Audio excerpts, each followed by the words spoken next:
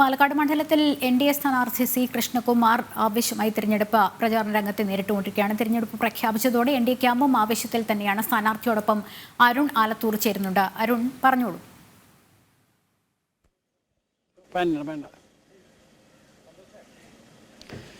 ലക്ഷ്മി, തെരഞ്ഞെടുപ്പ് തീയതി ഏതായാലും രാജ്യത്ത് പ്രഖ്യാപിച്ചിരിക്കുകയാണ്. കേരളത്തിൽ 26-ാം തീയതി ഏപ്രിൽ 26-നാണ് വോട്ടെടുപ്പ് നടക്കുന്നത് എന്നുള്ളത് ഏതായാലും ഉറപ്പായിരിക്കുകയാണ്.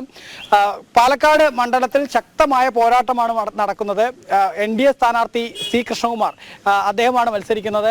പാലക്കാടിനെ സംബന്ധിച്ചിടത്തോളം BJPയുടെ എ ക്ലാസ് മണ്ഡലമാണ് പാലക്കാട്. കഴിഞ്ഞ തവണ 2 ലക്ഷത്തിലേറെ വോട്ട് നേടിയ മണ്ഡലത്തിൽ ഈ തീയതിയൊക്കെ പ്രഖ്യാപിക്കുന്നതിന് മുൻപേ തന്നെ സി കൃഷ്ണകുമാർ അദ്ദേഹം പ്രചരണം ആരംഭിച്ചതാണ്.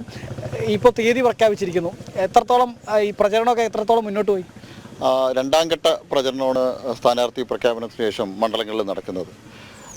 BJPയെ സംബന്ധിച്ചോളം ഞങ്ങൾ ഏകദേശം തെരഞ്ഞെടുപ്പ് തീയതി ഏപ്രിൽ 20-ന് ശേഷമാണ് പ്രതീക്ഷിച്ചത്. അതിനനുസരിച്ചുള്ള ഒരു റോഡ് മാപ്പാണ് ഉണ്ടാക്കിയിട്ടുള്ളത്.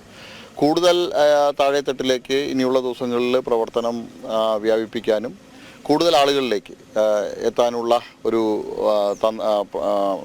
റോഡ് മാപ്പാണ് ഞങ്ങൾ ഉണ്ടാക്കിയിട്ടുള്ളത്. തീർച്ചയായിട്ടും വലിയ രീതിയിലൊരു മുന്നേറ്റം നടത്താൻ കഴിയുന്നുള്ള പ്രചരണ രംഗത്ത് പ്രതീക്ഷയാണുള്ളത്. ഒപ്പം രണ്ടാം ഘട്ടത്തിൻ്റെ പകുതിയാകുന്ന സമയത്ത് വലിയ ആത്മവിശ്വാസവും ജനങ്ങളുടെ പ്രതികരണത്തിൽ നിന്ന് ഞങ്ങൾക്ക് ലഭിക്കുന്നുണ്ട്. തീർച്ചയായിട്ടും തവണ പാലക്കാട് വിജയിക്കാൻ കഴിയുന്നുള്ള ശുഭപ്രതീക്ഷ തന്നെ. തെരഞ്ഞെടുപ്പ് കമ്മിറ്റി ഓഫീസൊക്കെ ആദ്യമേ തന്നെ തുടങ്ങിയതും ഒക്കെ BJP ആണ്. മാത്രമല്ല സംസ്ഥാനത്ത് തന്നെ ആദ്യം ഈ പ്രചരണം സ്ഥാനാർത്ഥി പ്രഖ്യാപനത്തിന് ശേഷം റോഡിൽ പ്രചരണമായിട്ട് ഇറങ്ങിയതൊക്കെ സി കൃഷ്ണകുമാർജിയാണ് അല്ലേ? തെരഞ്ഞെടുപ്പ് കമ്മിറ്റി ഓഫീസ് കേരളത്തിൽ ആദ്യമായിട്ട് ആരംഭിച്ചത് NDAയുടെ തെരഞ്ഞെടുപ്പ് കമ്മിറ്റി ഓഫീസ് പാലക്കാടാണ്.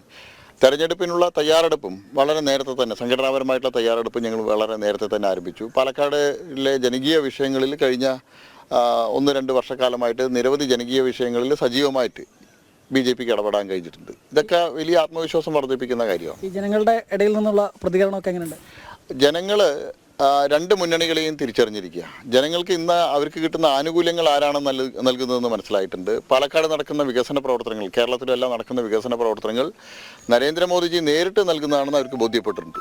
രണ്ട് മുന്നണികളുടെയും സ്ഥാനാർത്ഥികൾ ഇവിടുന്ന് തിരഞ്ഞെടുക്കപ്പെട്ടു പോയിട്ട് ഡൽഹിയിലെത്തിയിട്ട് യാതൊരു കാര്യവുമില്ല എന്നുള്ളതും അവർക്ക് മനസ്സിലായിട്ടുണ്ട്. അതാണ് NDAയെ സംബന്ധിച്ചോളം കേരളത്തിൽ ഇത്തവണ NDAക്ക് ലഭിക്കുന്ന ഏറ്റവും വലിയ പോസിറ്റീവായിട്ടുള്ള കാര്യം. കാരണം മോദിയാണ് വീണ്ടും ഇന്ത്യയുടെ പ്രധാനമന്ത്രിയാവാൻ പോകുന്നതെന്നും NDAയാണ് അധികാരത്തിൽ വരുന്നതെന്നും NDAയുടെ പ്രതിനിധി ഇവിടുന്ന് ജയിച്ചു പോയാലേ കേരളത്തിന് രക്ഷപ്പെടാൻ കഴിയൂ എന്നും കേരളത്തിലെ ജനങ്ങൾ മനസ്സിലാക്കിയിട്ടുണ്ട്. എന്തൊക്കെയാണ് പ്രധാനമായും പ്രചരണ വിഷയമാക്കുന്നത്? പാലക്കാടിൻ്റെ വികസനമാണ്.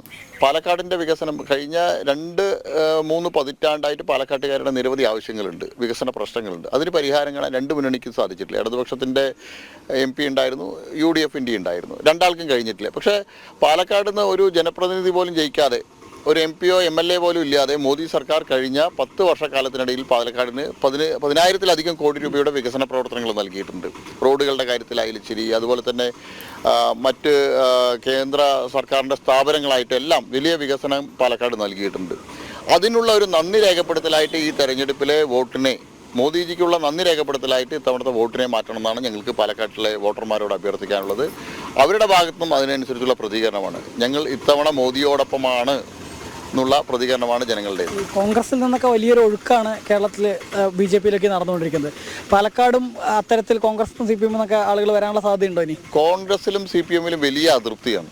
കോൺഗ്രസിലെ വലിയൊരു വിഭാഗം പ്രവർത്തകർ വളരെ നിരാശയിലാണ്. കാരണം കോൺഗ്രസിൻ്റെ കേരളത്തിലെ നേതൃത്വത്തെ സംബന്ധിച്ചും അതുപോലെ തന്നെ അഖിലേന്ത്യാ നേതൃത്വത്തെ സംബന്ധിച്ചും എല്ലാം വലിയ നിരാശയിലാണ്. അവർക്ക് കോൺഗ്രസിൻ്റെ പ്രസക്തി ഈ രാജ്യത്ത് നഷ്ടപ്പെട്ടു എന്ന് അവർ മനസ്സിലാക്കിയിരിക്കുക. അവർക്കിപ്പോൾ പ്രതീക്ഷ നരേന്ദ്രമോദിജിയിലും ഭാരതീയ ജനതാ പാർട്ടിയില്ല. അതിൻ്റെ മാറ്റം ഏറ്റവും താഴെ തൊട്ട് മുകൾ തട്ട് വരെയുള്ള കോൺഗ്രസ് നേതാക്കന്മാരുടെയും പ്രവർത്തകരുടെയും ഇടയുണ്ട്. അത് അടുത്ത ദിവസങ്ങളിൽ ഭാരതീയ ജനതാ പാർട്ടിയിലേക്കുള്ള ഒരു ഒഴുക്കായിട്ട് മാറും, പാലക്കാട് ജില്ലയിലും മാറുന്നുള്ള ഞങ്ങൾ. അവസാനമായ ഒരു ചോദ്യം, ഈ പ്രധാനമന്ത്രി ഏതായാലും ചൊവ്വാഴ്ച പാലക്കാട്ടേക്ക് വരികയാണ്. പ്രധാനമന്ത്രി കൂടെ എത്തുന്നതോടുകൂടെ തെരഞ്ഞെടുപ്പ് പ്രചരണം വലിയ ഊർജിതമാവില്ലേ? ഭാരതീയ ജനതാ പാർട്ടിയുടെയും NDAയുടെയും പ്രവർത്തകർ വലിയ ആവേശത്തിലാണ്. മോദിജിയുടെ വരവോട് കൂടിയിട്ട് ഞങ്ങളുടെ പ്രചരണത്തിൽ രണ്ട് മുന്നണികളെക്കാളും ഇപ്പോൾ BJPയും NDAയും മുന്നിലാണ്. മോദിജിയുടെ വരവോട് കൂടിയിട്ട് NDA ഒരു കുതിച്ചുചാട്ടമാണ് പ്രചരണ രംഗത്ത് നടത്താൻ പോകുന്നത്. ഒപ്പം പാലക്കാടിലെ ജനങ്ങൾ, സാധാരണക്കാരായ ജനങ്ങൾ, അമ്മമാരും സഹോദരിമാരൊക്കെ മോദിജിയെ ഒരു നോക്ക് കാണാനായിട്ട് കാത്തിരിക്കുക. അവർ മോദിജിയെ കേവലം ഇന്ത്യയുടെ ഒരു പ്രധാനമന്ത്രിയായിട്ടല്ല കാണും, ഈ രാജ്യത്തിൻ്റെ രക്ഷകനായിട്ടാണ് ഈ പാലക്കാട്ടിലെ അമ്മമാരും സഹോദരിമാരും മോദിജിയെ കാണുന്നത്. അവർ ഭാരതീയ ജനതാ പാർട്ടിയുടെ പ്രവർത്തകരെക്കാളും കൂടുതൽ ആവേശത്തിൽ മോദിയെ വരവേൽക്കാനായിട്ട് കാത്തു നിൽക്കുകയാണ്. വളരെ നന്ദി. ഈ ഒരുപാട് ആളുകളെ നേരിട്ട് കണ്ടാണ്. അപ്പോൾ ഏതായാലും സി കൃഷ്ണകുമാർ അദ്ദേഹത്തിൻ്റെ തെരഞ്ഞെടുപ്പ് പ്രചരണം പുരോഗമിക്കുകയാണ്. ഇപ്പോൾ പാലക്കാട് പട്ടാമ്പി മേഖലയിലാണ് ഇന്നിപ്പോൾ ഈ സമയത്ത് അദ്ദേഹം പ്രചാരണം നടത്തിക്കൊണ്ടിരിക്കുന്നത്. തന്നെയാണ് ശ്രീ സി കൃഷ്ണകുമാർ. അരുണാണ് വിവരങ്ങൾ നൽകിക്കൊണ്ടിരുന്നത്.